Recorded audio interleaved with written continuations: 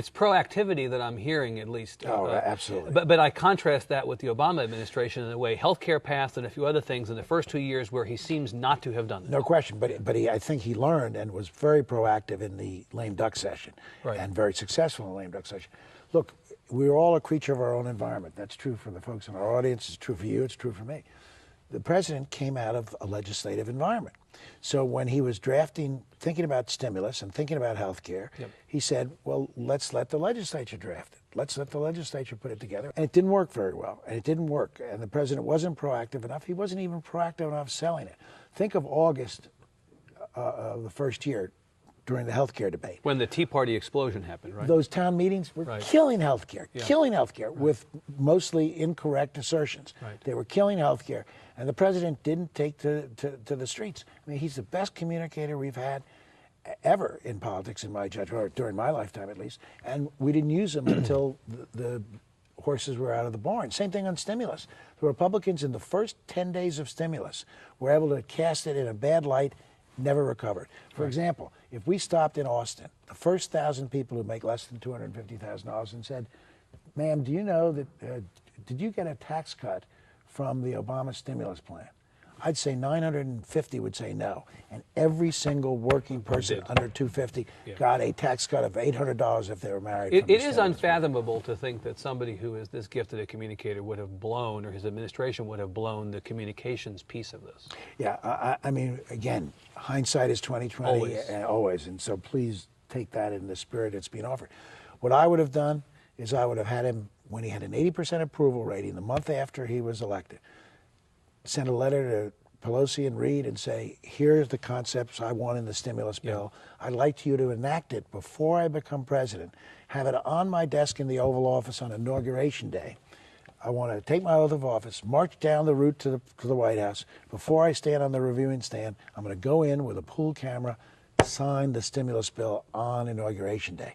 Tuesday night, Inauguration night, have the parties. Wednesday, address the country and let them know section by section what's in the bill. Let them know that they were getting a tax cut. Let them know why food stamps is perhaps the most stimulative of all the money we can give out. Let them know about the infrastructure money. Let them know. Explain it. Take the high ground. Seize the initiative. The executive, whether it's a mayor or a governor or a president, has the bully pulpit. You can get there first, and you can get there loudest and strongest, and you can get your message out most clearly. We didn't take advantage of it. I think they are doing that now. There's been a big change, and I think the president's going to wind up being a successful president. Since the election, he's been able to sell things that were, in some respects, hard to sell themselves, right? Absolutely. Yeah, those tax cuts.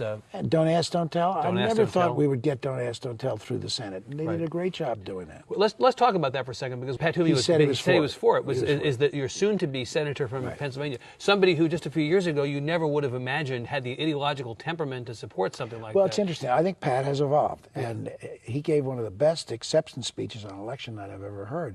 He said, look, I've got to be the senator for everyone in Pennsylvania. I can't be the senator just for the people who voted for me. And I think he understands that, and I think the magnitude of the challenge has gotten to him.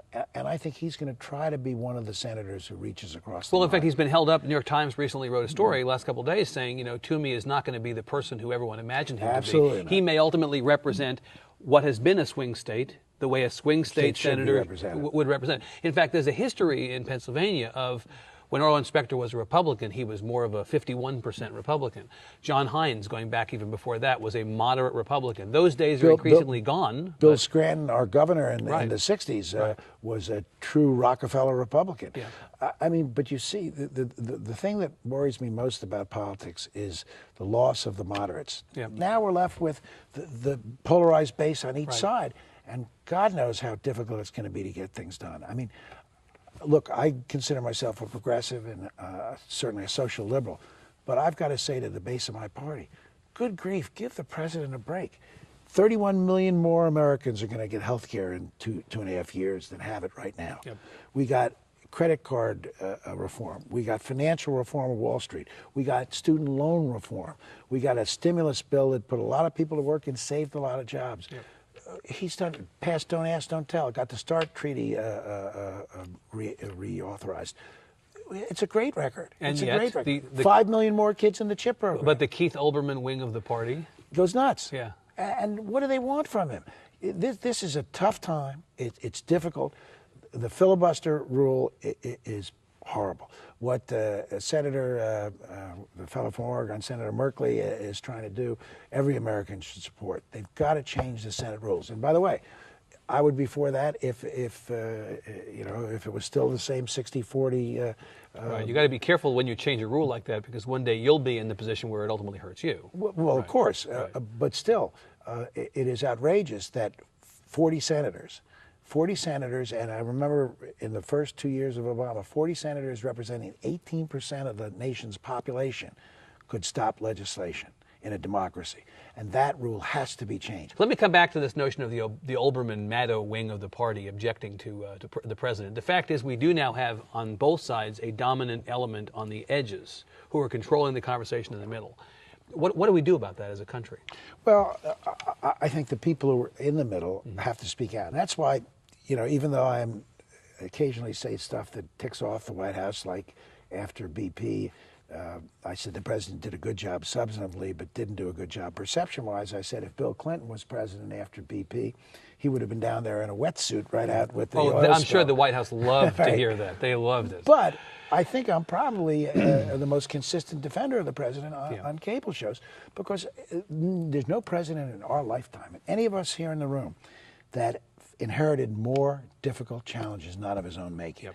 And I think if you look at the record fairly, step back from all the rhetoric, he's done a fine job in meeting those challenges. Has he been perfect? No, there are no perfect. And in fact, you were not for him initially, you were for Mrs. Clinton. Right, Not, but so I now think he's done Secretary a fine job. Right. And I think he's, by the way, talk about the base, he's lived up to his promise on Iraq. He's certainly getting us phased out of Iraq. I mean, it's staggering to me that the base hasn't given him credit for the accomplishments that he's made.